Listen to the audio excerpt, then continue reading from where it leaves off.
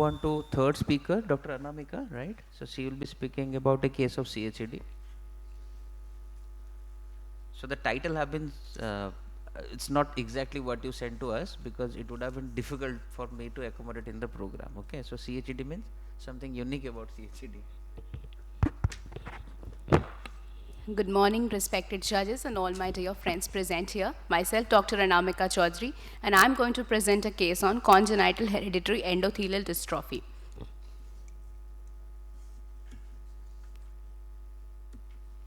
CHED is a bilateral corneal condition characterized by cloudy cornea that may be present from birth or may be infantile in onset. As a consequence of the endothelial dystrophy, the cornea becomes edematous, which leads to a degeneration in the patient vision.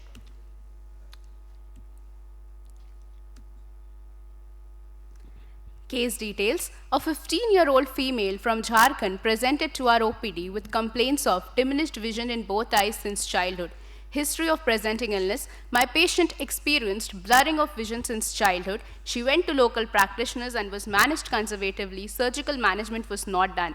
There was no history of pain or redness, no history of worsening of symptoms in the morning hours, no history of trauma or any ocular surgery, no systemic history, no similar family history, a normal vaginal delivery with no forceps injury. General examination and systemic examination were both within the normal limit. Coming to ocular examination, in right eye, the uncorrected visual acuity and the best corrected visual acuity was finger counting at ½ meter, and in the left eye, it was 1 meter. Rest everything was within normal limit. Coming to anterior segment examination, as we can see, there was bilateral, diffuse, grayish, blue ground glass corneal haze extending up to the limbus without leaving any clear zones. Corneal thickness was increased in both the eyes. Additionally, multiple bullae could be seen on the epithelium of right eye. My differential diagnoses are as follows, and my provisional diagnosis is congenital hereditary endothelial dystrophy. Management options in CHED, as we know, are penetrating keratoplasty or posterior lamellar keratoplasty. In this case, we planned for right eye penetrating keratoplasty as the visibility was very low, and in the left eye, dissect. Investigations were done and were within normal limit. Her right eye PKP was done. This is her intra-op photograph. Post-operatively, she was given eye drop moxifloxacin dexamethasone 1 drop 6 times daily, eye drop brimonidine timolol twice daily, eye drop carboxymethyl cellulose, tablet prednisolone started with 40 milligram and tapered accordingly, tablet free ciprofloxacin and others. This is her post-op day 7 photo. Her uncorrected visual acuity was 660, IOP was normal, graph clear with few DM folds, no infiltrates or reactions in the AC, 16 interrupted corneal sutures intact, AC well-formed, pupil NSRL and lens clear. Post-op day 30, her uncorrected visual acuity was 636 and best corrected visual acuity was 612. Rest everything was within normal limit. This is a post-op photo. The patient is still under follow-up and we have planned for her left eye dissect surgery.